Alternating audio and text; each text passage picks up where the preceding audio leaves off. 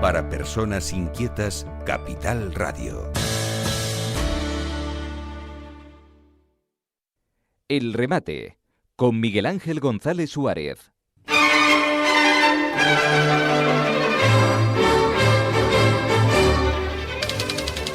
Bueno, ya saben que yo me encuentro en Madrid, en el Hotel Wellington, aquí en el corazón de Madrid, muy cerquita del Parque del Retiro y de la calle Serrano, aquí en la calle Velázquez, muy cerquita, como comentábamos antes, de la Casa Árabe, no la Casa de África, sino la Casa Árabe de España, la Casa Árabe en España.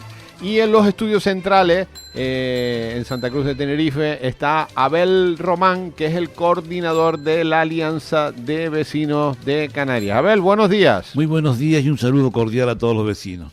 Tenemos un montón de temas, ¿eh? Sí, un montón de temas. Pero bueno, vamos a ver a cuántos llegamos, porque hay que hablar las cosas con profundidad para que los vecinos estén bien informados. El primer tema que vamos a tocar es, usted sabe que ahora el don Bernardo, el obispo... Ya no es obispo, ¿eh? Ya no es obispo. Bueno, ya no es obispo. Ahora que, bueno, es... No, ahora no es nada. Ahora ya es un cura más. Pero no es obispo desde... De hecho, hay nombrado como una especie de administrador del obispado y tal, pero ahora no es obispo, ¿eh? Sí, bien. Nosotros, la Alianza de Vecinos de Tenerife, nunca se ha metido con el tema de la elección del obispo, porque además... cada vez que se eligen obispos pasan decenas de años, ¿no? Pero nosotros nos hemos dado cuenta, y sobre todo con el tema este de la pederastia, que los vecinos, que nosotros tenemos vecinos que son católicos, cristianos, budistas, musulmanes, de todo tipo, ¿no? Pero eso no quita para que socialmente tengamos relación con la Iglesia en diferentes ámbitos, ¿no? Por ejemplo, lo de Cáritas, el tema de la pederastia, etcétera, etcétera, ¿no? Entonces decidimos de meternos en apoyar y entrar en que a ver qué persona puede ser más idónea para el cargo del obispo. Esto no quiere decir que tengamos una opinión perfecta. A lo mejor hay personas que tienen mejores capacidades para ser obispo, pero nosotros no las conocemos. Anoche me decía un amigo que no estaba de acuerdo con lo que nosotros habíamos elegido y que hay otras personas mejores. Digo, vale, de acuerdo, es posible, pero cada uno elige y propone al que mejor conoce, ¿no? Lógicamente, uno no es perfecto. Entonces, el 17 de mayo de este año, nosotros escribimos una carta al nuncio apostólico de Roma en España, que es el que realmente decide, ¿no? No el nuncio, sino propone al Vaticano la opinión que le llegan de diferentes sensibilidades, la conferencia episcopal, la jefatura del obispado en Tenerife, etcétera, congregaciones católicas, cristianas y tal. Yo no sé cómo le habrá sentado al anuncio recibiendo esta carta, porque le hemos dicho que en nuestra asociación hay católicos, cristianos y no católicos y gente que no cree en Dios. Pero bueno. Entonces lo tienes complicado tú. Bueno, ustedes han propuesto, aquí tengo yo el nombre, a ver.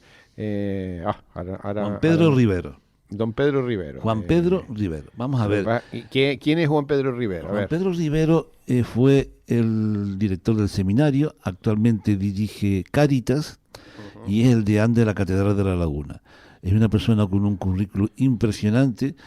Yo ayer iba a imprimir el currículum de él y no me di cuenta y resulta que ponía 38 páginas y tuve que suprimir la impresión. Digo, ¿pero dónde voy yo con 38 páginas?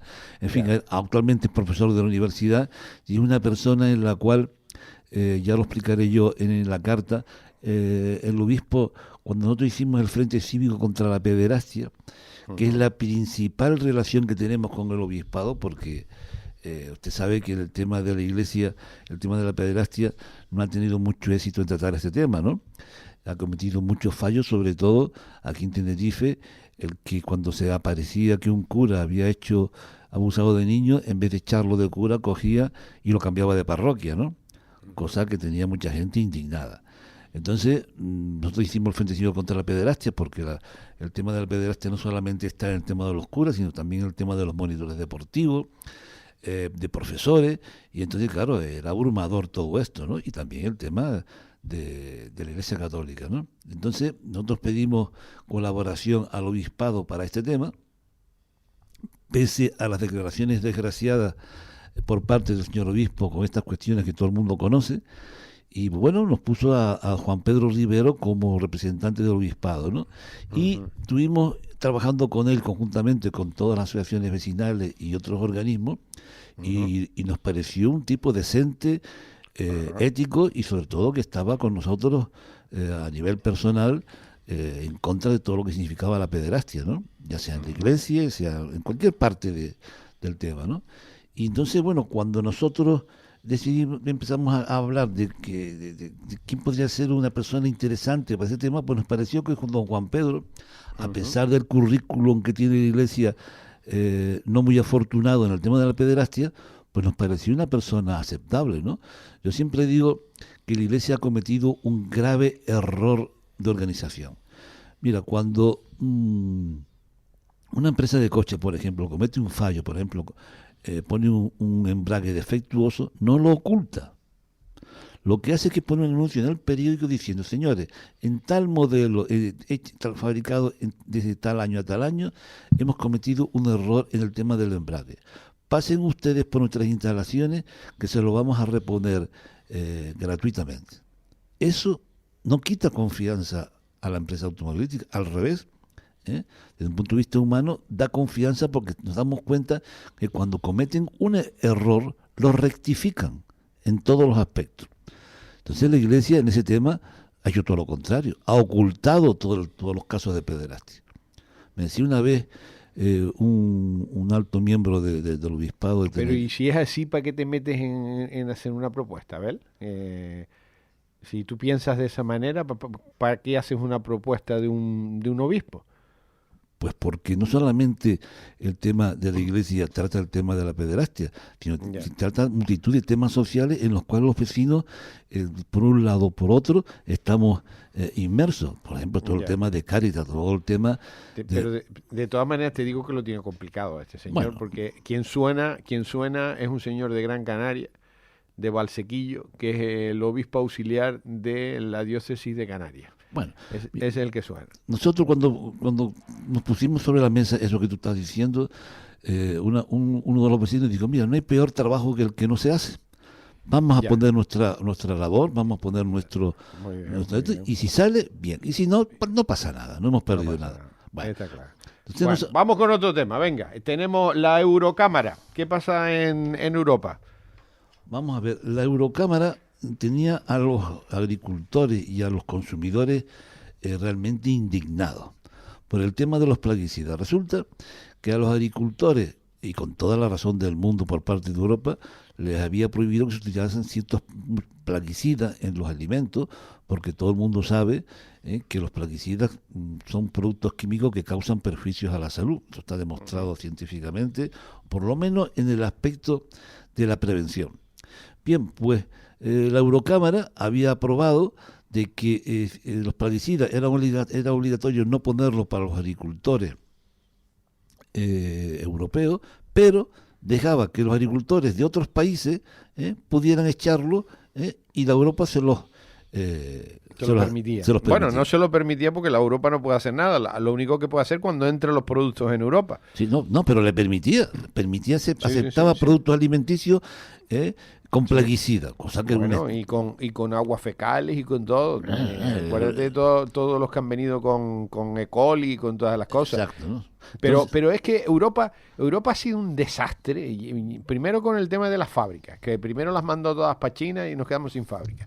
Y segundo con el tema de la agricultura. Quiso reordenar la agricultura de tal manera que al final los agricultores europeos se fueron a cultivar a África, que era más barato, que podías echarle lo que querías, si le podías echar la caca de abono, a la caca no de la vaca, sino la caca ahí a los tomates y a los plátanos y tal, y esos agricultores que son europeos se lo venden ahora a Europa, y claro, se han cargado todo, cargado todo. No, y después te cogen, tú tienes tierra y dices, no, usted este terreno no lo puede cultivar.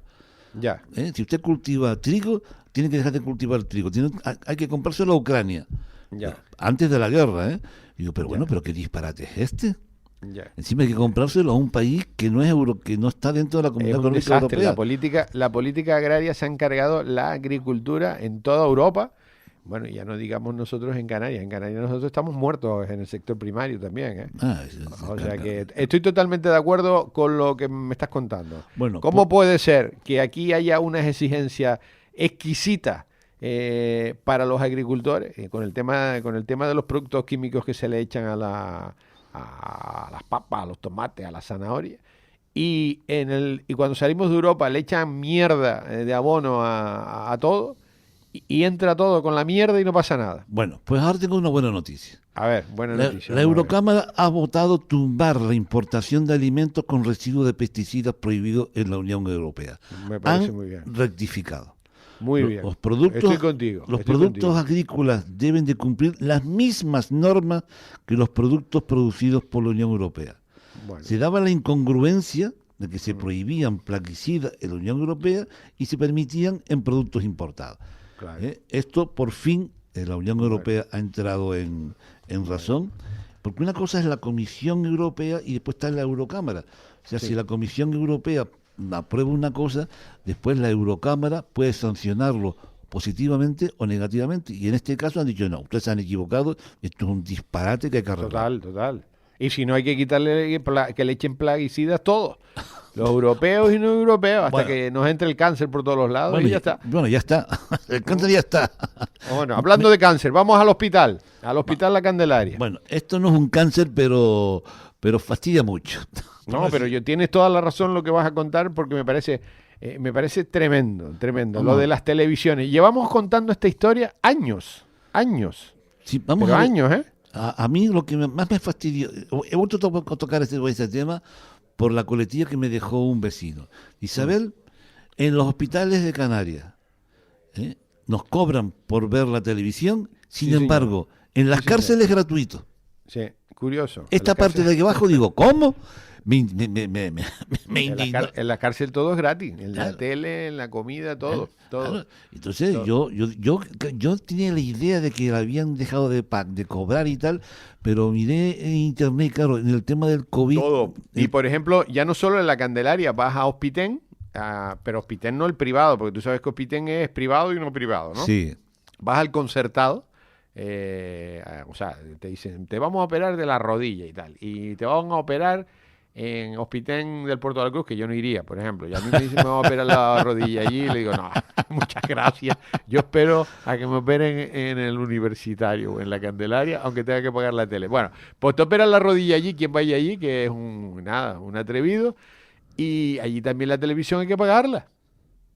Sí, no, es un negocio. Es un negocio. Vamos a ver. Y además, ayer estaba... Fíjate tú que tienes la mala suerte de estar una semana, o 2 días, o un día, o 15 días, o 3 meses ahí en el hospital y tienes que pagar la tele porque no puedes hacer nada. No, y ahora hay una cosa peor. Sí. Si tú tienes familia que te van a visitar y tal, pues la familia se puede, porque además no es que saques un billetito de 5 euros y se lo dejan. Que no es barato, ¿eh? No es barato, ¿eh? Sí, bueno. Si estás un periodo ahí largo, no es barato la tele. Sí, pero además hay otra cosa que me contaba un personal de la residencia, ¿no? Que conocía el tema y que a veces a ella le daba pena y hacía esa gestión, ¿no? Si estás solo y eres una persona mayor, prepárate. Porque tienes que bajar abajo.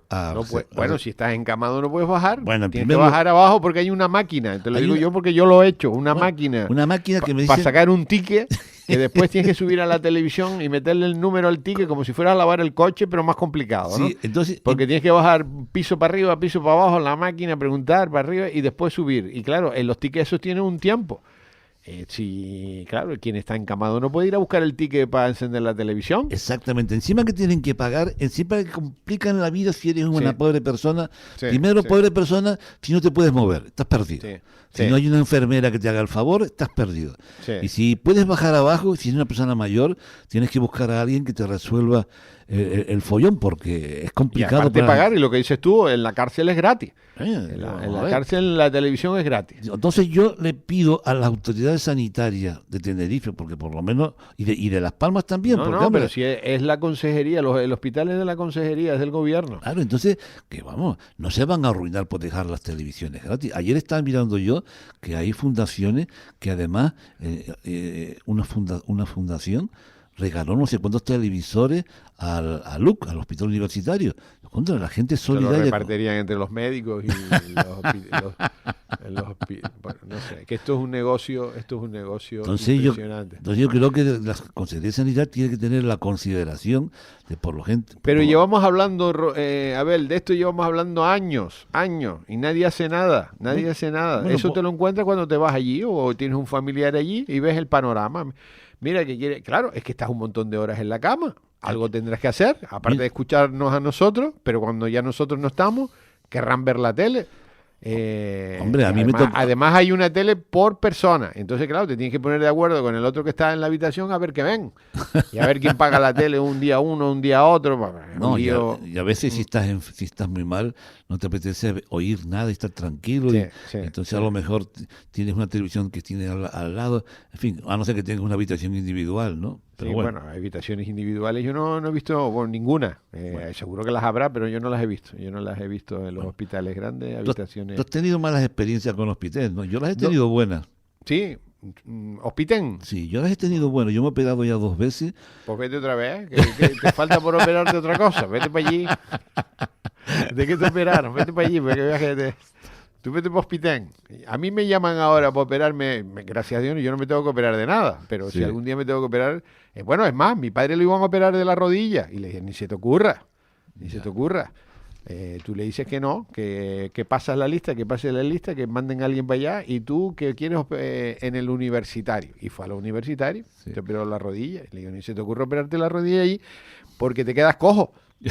Hombre, yo la última vez que me operé en Hospiten me trataron muy bien, rápidamente y salí estupendo. ¿Pero porque ibas por seguro privado? Sí.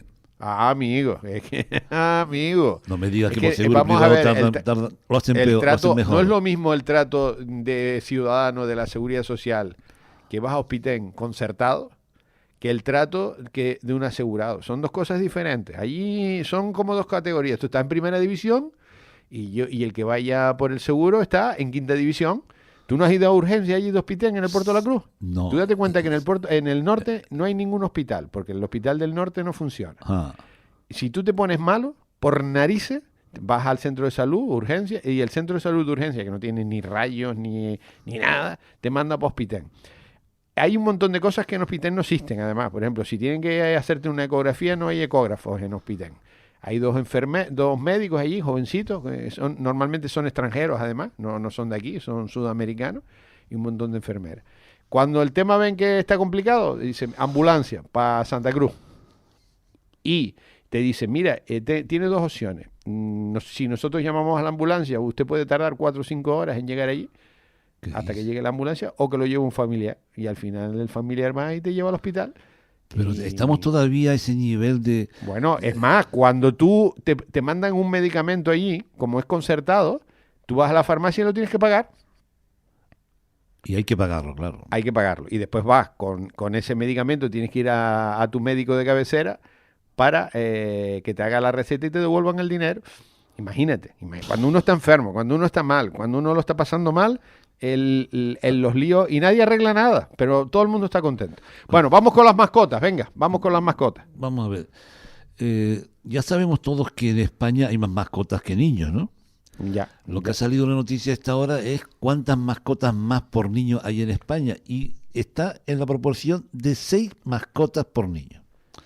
Usted ya sabe, nosotros tenemos la Red Canaria Solidaria contra la Crueldad Animal y luchamos contra la crueldad de los animales, ¿no? Pero lo que sí tenemos bien claro es que en nuestra escala de valores primero están los niños y las personas. Eso como punto de partida, ¿no? Después nosotros ya hemos hablado en otro programa qué significa que haya menos niños que mascotas en España, ¿no? Nos estamos perdiendo unas relaciones de primera categoría, de estar con niños, toda la ingenuidad, todo el placer que significa tener un niño, cómo se disfruta con los niños, cómo aprende uno de los niños, de su inocencia, de su ingenuidad, etcétera, etcétera, ¿no? Y todos son causas penosas. No es porque la gente quiera por voluntad propia, hay algunos que sí, ¿no? Pero todo es primeramente porque la gente prefiere pasarlo bien y disfrutarlo, y con niños no se puede hacerlo al mismo nivel que si uno está soltero. Bueno, es una opción de vida, ¿no? Que es respetable, ¿no? Aunque se siguen perdiendo, para mí, muchas cosas mejores que tener una mascota, ¿no? Y después el tema económico, ¿no? Ahí viene la parte obligada. ¿Cuánta gente no tiene hijos porque les es imposible económicamente mantenerlos, ¿no? No tienen seguridad económica, el nivel... Sí. Pero si hablamos en el anterior programa que los estudiantes no tienen dinero ni para pagar una habitación, que por cierto, ya hemos empezado los contactos con la universidad y las cosas van por buen camino, ¿eh? No quiero adelantar nada porque El proyecto que comentaste tú alojamiento compartido. Me parece una idea genial. Ya- Yo la comenté el otro día en la radio y alguien me dijo que se estaba haciendo y yo digo, pues no sé dónde se está haciendo. No, aquí no. Me lo dijo Tere Coello, no, eso se está haciendo. No, porque ayer estoy hablando yo con un profesor universitario que dijeron que lo habían puesto sobre la mesa, pero no se había realizado nada. Porque si no se hubiera hecho, además me lo Bueno, hubieran pues dicho. eso es una idea genial que gente que viva sola, gente mayor, que viva sola, que tenga casa, que pueda alojar a estudiantes. Me parece genial. Además, a costo cero, ¿eh? Exactamente. No cobrando, Sí. no cobrando, a costo cero. Exactamente. El gobierno y otras entidades, eso me lo han dicho en la península, colaboran con la señora para pagar los gastos de luz y agua del estudiante, que eso es, fíjate, Ya. una cosa... Que eso puede ser a lo mejor entre luz, agua, internet que necesita el estudiante, que eso sí, tiene que tener internet para estudiar y tal. Si divide entre Pues dos, échale- imagínate. Échale, eso son agua, luz, internet y la comunidad, eso son 50 euros o 60 euros. Exactamente, o menos todavía. Sí. O sea, que es un tema, y sobre todo, lo importante es que... Y aparte la vida que le puede dar a personas muy mayores. Hay personas muy mayores que viven solas, hay una soledad tremenda. Eso es incuantificable económicamente. Tú sabes lo que es tener en tu casa que tienes a alguien que al final ya se convierte en un familiar casi, ¿no? Sí, en tu casa. la relación que me dicen que se produce es como un abuelo y un nieto. Claro, Fíjate qué pues bonito. imagínate, y aparte ya esas personas no estarían solas. Hombre, estamos hablando de personas no que estén encamadas, sino que se valgan por sí mismos. Sí, que se valgan por sí mismos, pero su problema es la soledad, no es que estén Sí. incapacitadas.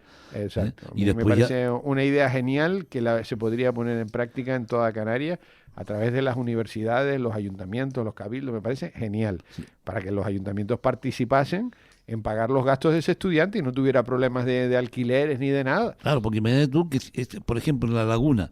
Y que tuvieran un seguro, pues si ocurre algo en la casa, yo qué sé. Sí, no, después eso va acompañado, el programa, con la supervisión de un psicólogo para hacer un estudio de ¿no? Y un compatibilidad seguro, de imagínate caracteres. que desaparece algo en la casa y empieza un lío, pues que Claro, haya un seguro. Sí, yo me acuerdo que cuando empezamos a organizar el tema ver cuánto podría salir para la empresa o la universidad, el seguro costaba de responsabilidad civil 500 euros para todos. Ya, Sí, pero esto es tú nada. date cuenta, imagínate, mil estudiantes en casas de personas mayores, Poh, ponle a 100 euros, a lo bestia, que tengan que pagar una administración, el cabildo, el ayuntamiento con la universidad, pues mira, son, ¿cuánto es? 100.000 euros. no, que va, ¿Cómo que que va. no? ¿Mil y El- 100? la compañía de seguro, Sí, pero 1.000 y 100, ¿cuánto es? 1.000 por 100. 1000%, 100.000. Pues 100.000 euros, pues ya está, imagínate. No, 1.000 no, alumnos, estamos poniendo a lo bestia, 100.000 euros. ¿Eso para qué es? Para un cabildo cuando está arreglando un tema de soledad y de habitabilidad para los estudiantes. Eso no es nada. Pero es que mira, el seguro cuesta 500 euros para todos. Que sí, pero que sea, lo estamos poniendo a lo bestia, para poner cantidades a lo bestia. Al final estamos hablando de 100.000 euros por 1.000 alumnos, que le resuelves el problema de vivienda, que no tienen que alquilar las viviendas, que las personas mayores les resuelves el problema de soledad, porque tienen una persona con una o dos, depende de cómo sean las casas, ¿no? Sí. Para vivir allí. A mí me parece un proyecto precioso, ¿eh? No, Pero y precioso. además ¿Mm? evita tener una subvención y unos costos para el problema de la soledad de los mayores y de los alquileres de los estudiantes. Vamos, ¿No? Y tú sabes la vida que da una persona joven en casa a una persona mayor. total, por favor. Te da vida, te da, y bueno, y si en algún momento pasa algo que hay una persona en casa para llamar una ambulancia o... Total. O por la noche le ocurre algo, das un grito y se levanta. Y hay el alguien, estudiante. hay alguien ahí. Exactamente. Sí. Yo me acuerdo cuando mi madre vivía sola, porque ella era muy especial y no quería irse a vivir con nosotros ni tenernos en un lugar, una especie de lugar centro de vida, tal y cual. Ella se arreglaba muy bien sola y tal, y cuando necesitaba ayuda nos llamaba y tal, que llegó un momento que me dice, no, ya no puedo vivir sola, tenés que venir a ayudarme. Entonces nos fuimos a vivir con ella. Ya. Entonces, te cuento una cosa, el hecho, por ejemplo, ella cuando se levantaba, mi mujer se levantaba para trabajar, y se sentaban las dos a tomar el café juntos y charlar, eso para ellos era... Vida, es vida. Ella, eso de coger por la mañana, de levantarse y tomar el café con mi mujer y charlar el ratito ese antes que se fuera a trabajar, eso era vida. Bueno, nos tenemos que ir. Abel Román, coordinador de la Alianza de Vecinos en Canarias. Un abrazo muy fuerte. Hasta la semana que viene. Igualmente, un saludo a todos. El remate con Miguel Ángel González Suárez. Capital Radio.